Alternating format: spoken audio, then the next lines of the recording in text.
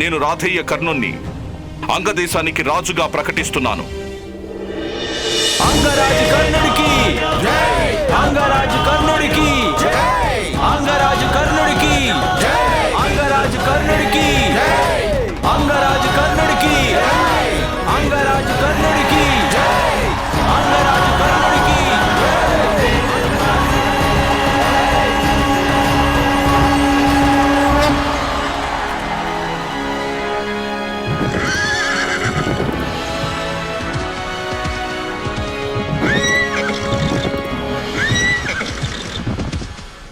ఇప్పుడు పరంపరని అనుసరించి పద్ధతి ప్రకారం నువ్వు నీ ప్రజలకు నీ మొదటి సందేశాన్ని ఇవ్వు. అంగదేశ ప్రజలారా, నాకు మీ మీద ఎంతో నమ్మకం ఉంది. మీరు వీలైనంత త్వరలో ఓ ఉత్తమమైన సింహాసనాన్ని మీ రాజు కోసం తప్పకుండా ఏర్పాటు చేస్తారు. దాని అవసరం లేదు భీష్మ పితామహ.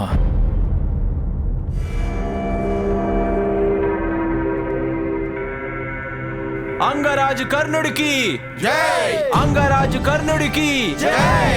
అంగరాజు కర్ణుడికి జై! అంగరాజు కర్ణుడికి జై!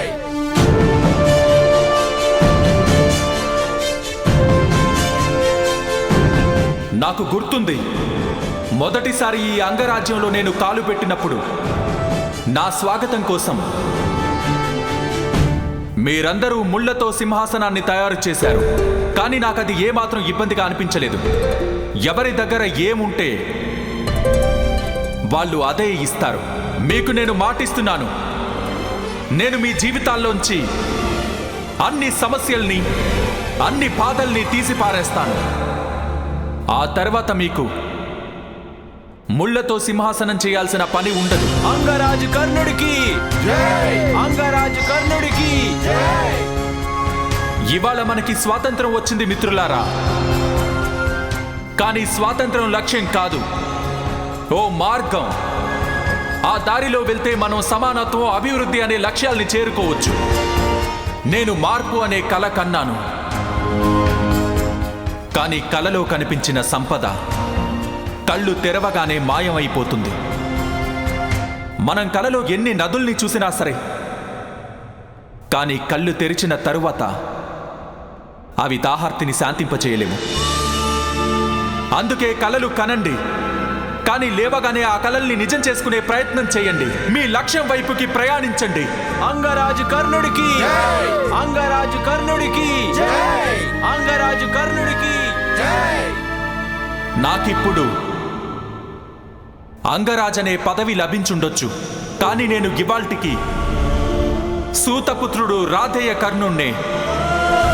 ఆ రాధేయ కర్ణుడు తనకి యోగ్యత ఉండి కూడా గౌరవం లభించలేదు.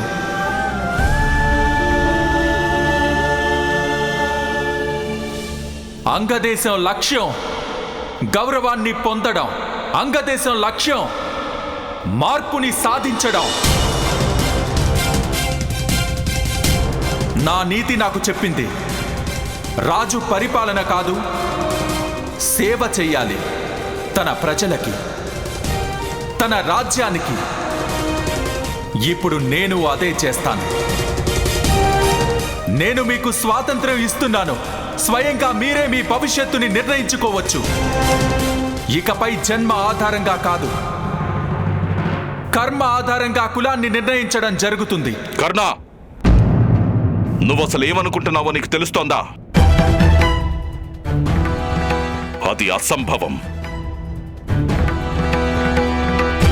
ఎందుకు? నేను అంగదేశ రాజుని. నేను నా ప్రజలకి ఏమైనా సరే చెప్పొచ్చు. నీ పరిపాలన హస్తినాపురం కనుసన్నల్లోనే ఉంటుంది. నీతి నియమాలకు సంబంధించిన ఏ మార్పులైనా సరే హస్తినాపురం అనుమతి లేకుండా చెయ్యడానికి వీల్లేదు. కేవలం నా మిత్రుడు దుర్యోధనుడు యువరాజు కావడమే ఆలస్యం భీష్మ పితామహ.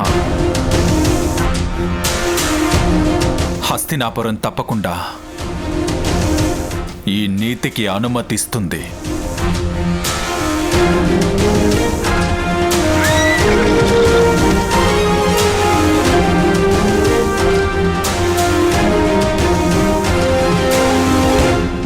వీళ్ళెవరు? బహుశా ఏదో సందేశం వచ్చినట్టుంది.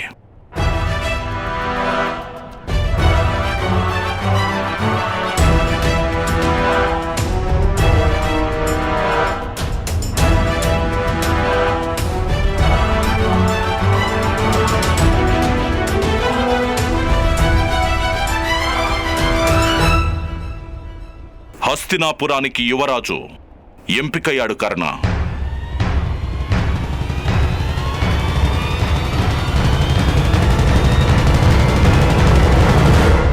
యుధిష్ఠరుణ్ణి యువరాజు పదవిలో నియమించడం జరిగింది. ఇప్పుడు నువ్వు ఏ నీతినైనా ప్రవేశపెట్టడానికి నీ మిత్రుడు దుర్యోధనుడి దగ్గర కాదు, యుధిష్ఠరుడి నుంచి అనుమతి తీసుకోవాల్సి ఉంటుంది.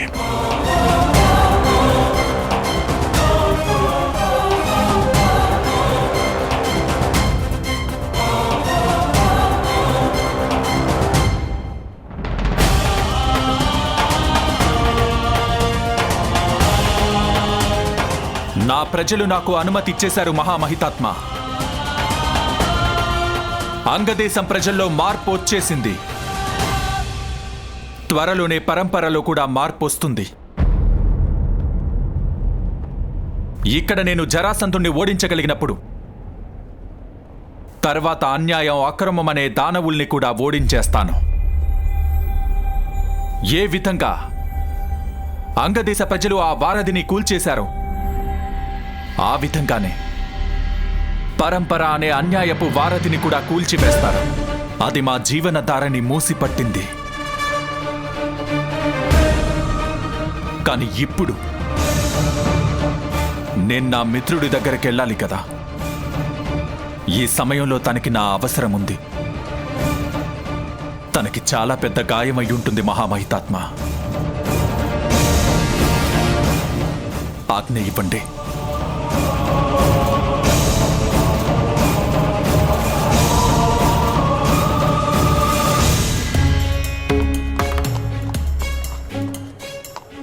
చాలా నెలల తర్వాత భుగత గ్రామానికి వచ్చిన వృషాలి. చాలా సంతోషంగా ఉంది. నాకేమనిపిస్తుందంటే మనల్ని చూస్తే భుగత వాసులకి కూడా అంతే సంతోషం ఉంటుంది కన్నా.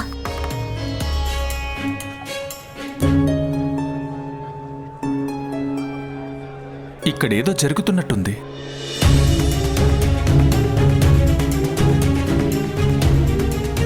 వాళ్ళని చూస్తే ఏమనిపిస్తుందంటే ఇక్కడేదో జరగరాంది జరిగినట్టు.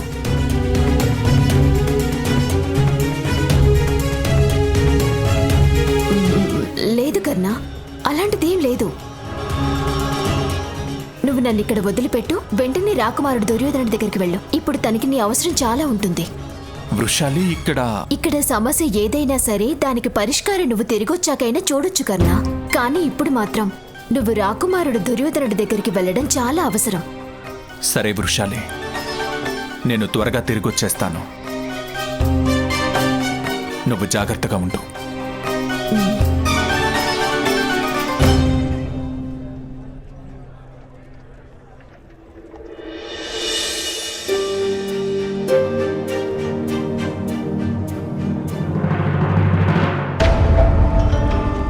యుధిష్ఠరుణ్ణి యుద్ధానికి నేను పంపిస్తాను.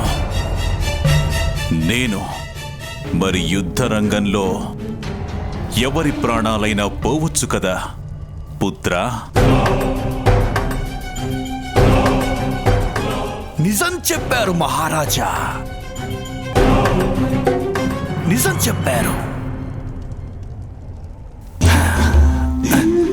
కానీ అసలు ప్రశ్న ఏమిటంటే, మరి మహాబలి భీష్ముడు ఇంకా అర్జునుడు ఉన్నప్పుడు హస్తినాపురం మీద దాడి చేసే సాహసం ఎవరు చేస్తారు మహారాజా? ఎప్పుడు జరుగుతుంది యుద్ధం? మరి ఆ యుధిష్ఠిరుడి ప్రాణాలు ఎప్పుడు పోతాయి మహారాజా? ఎప్పుడు? మరెప్పటిదాకా నా కాబోయే సామ్రాట్ ఎదురు చూస్తూనే ఉండాలా మహారాజా? అచ్చంగా మీరు చేసినట్టుగానే చాలా ఏళ్ల పాటు. నువ్వసలు ఏం చెప్పాలనుకుంటున్నావు శకుని? ఇదే, ముత్యాలు కావాలంటే సాగరంలోకి దూకాల్సిందే కదా. మరి యువరాజు పదవి కావాలంటే కాలచక్రం కోసం ఎదురు చూడడం కాదు, ఏదైనా దివ్యమైన కుట్రని సవ్యంగా చెయ్యాలి మహారాజా. మరి ఇదే కుట్టిల నీతి అంటే, కుట్టిల నీతి.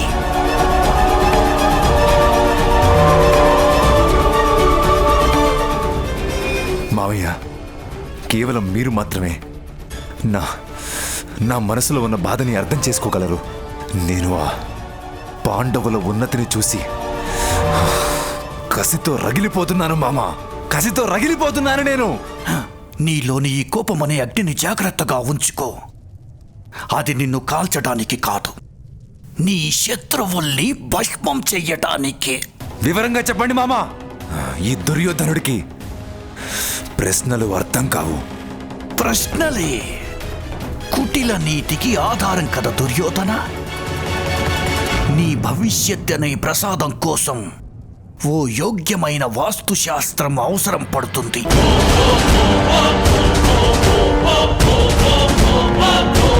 నువ్వు ఎప్పుడైనా పురోజనుడి పేరు విన్నావా? హ?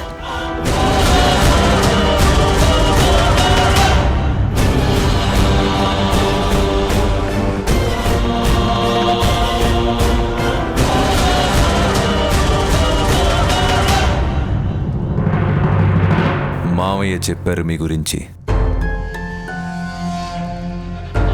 ఈ ప్రపంచంలో మాయాసురుడి తరువాత అసలు అంత గొప్ప వాస్తుశిల్పి ఎవరైనా ఉన్నారంటే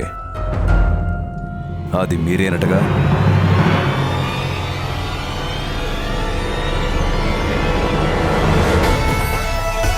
కానీ నువ్వు ఈ కార్యాన్ని సక్రమంగా పూర్తి చేయగలవా పురోజన? నేను విధ్వంసమైన ఓ నగరాన్ని కూడా పునర్నిర్మించగలను. అలాగే ఓ మహానిర్మాణాన్ని విధ్వంసం వైపు కూడా నడిపించగలను తెలుసా?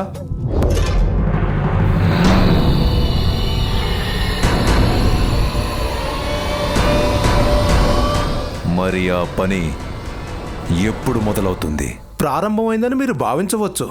ఆ విధ్వంసకర నిర్మాణం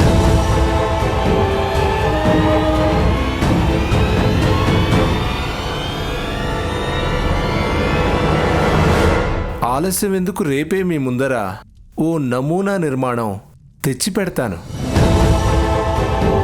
భవనాలు ఉండేది వాటిలో నివసించే వాళ్ళని రక్షించడానికి, కానీ ఈ భవనం మాత్రం తనలో నివసించే వాళ్ళకి చితిగా మారుతుంది.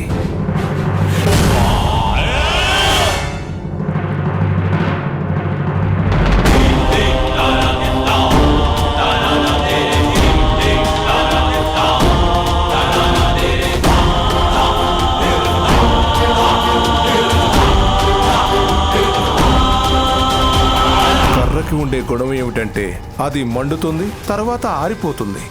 కానీ లక్కకి ఉండే గుణం ఏమిటంటే అది ఎప్పటిదాకా మండుతుందంటే అందులో ఉండేవాళ్ళు భస్మమైపోయేదాకా. పైగా భవనాన్ని పూర్తిగా లక్కతోనే నిర్మిస్తాం. ఇంకో విషయం ఏంటంటే బయటపడే అవకాశమే ఉండదు. కానీ గుర్తుంచుకో, ఆ లక్క ఇంటి లోపలున్న నా శత్రువులందరూ భస్మమైపోయాక బూడిద కూడా మిగలకూడదు. నాకు నా శత్రువులందరూ నాశనం అవ్వడం కావాలి. నాశనం.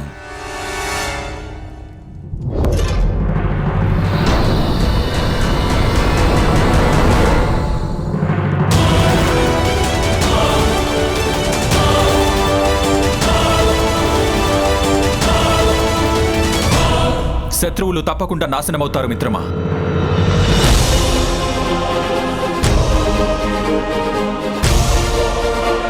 ఇప్పుడే వెళ్ళి శత్రువుల్ని సవాల్ చేస్తాను. ఆజ్ఞాపించండి.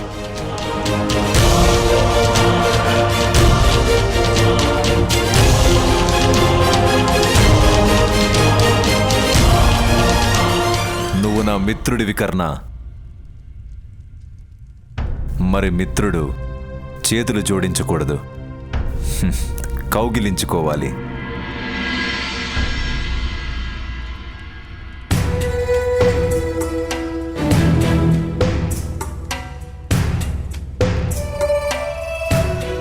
ఒకవేళ ద్రోణాచార్యుడు అనుమతి ఇస్తే ఇవాళ్లే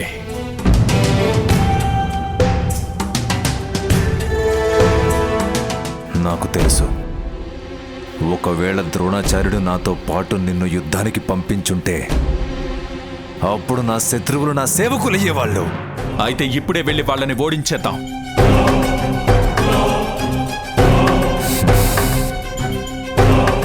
అవుతారు, వాళ్ళు తప్పకుండా ఓడిపోతారు. కానీ యుద్ధం వల్ల కాదు. ఏమంటారు పురోచన మహాశయ? అవును మహారాజకుమారా. కర్ణ, ఈయనే పురోచనుడు. ఇప్పుడు మన పని ఈయనే చేసి పెడతాడు. యుద్ధం చేయకుండా పాండవుల్ని ఎలా ఓడించగలం మిత్రమా? అలాంటి మార్గమేముంది? మార్గం ఉంది, మూడో కంటికి కూడా తెలీదు. కానీ వాళ్ళ అస్తిత్వం శాశ్వతంగా ముగిసిపోతుంది.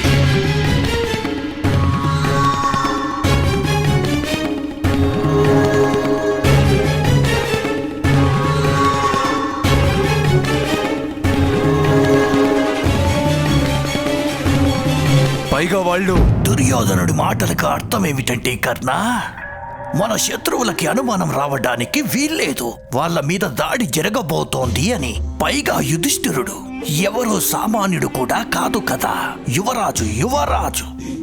మరి తన మీద దాడి చేయటానికి ముందు చాలా గట్టి ఏర్పాట్లు చేసుకోవాలి కదా, పైగా అది కూడా గుప్త రూపంలో. అవును కదా నా కాబోయే సామ్రాట్?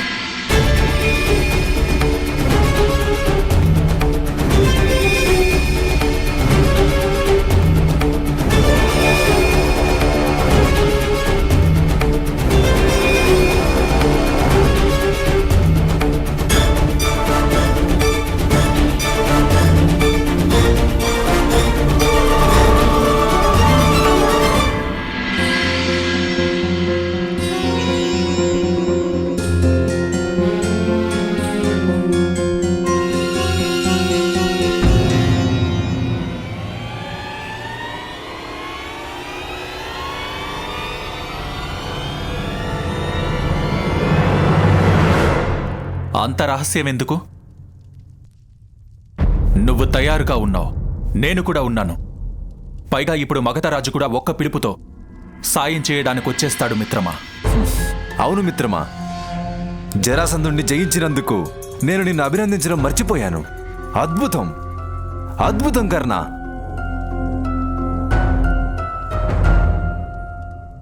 నువ్వు మగధరాజుని మాత్రమే ఓడించలేదు, నిజానికి ఈ దుర్యోధనుడి విశ్వాసాన్ని గెలిపించావు.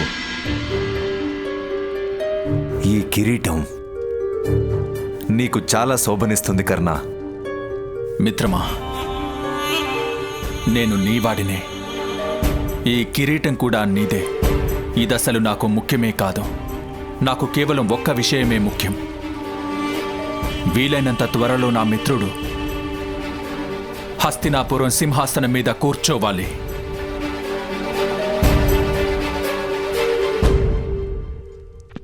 రాకుమారులకు జయము.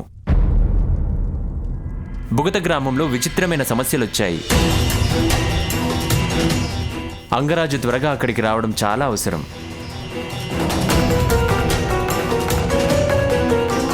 ఆజ్ఞ ఇవ్వు మిత్రమా. వీలైనంత త్వరగా మళ్ళీ మీ సేవ కోసం వస్తాను.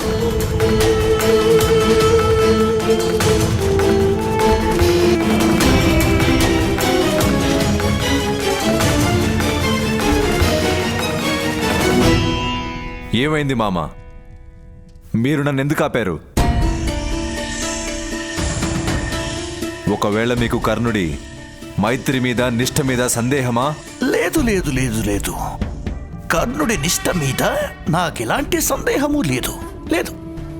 కానీ ఉచితానుచితాల గురించి తన విశ్వాసం మీద కూడా అనుమానం లేదు.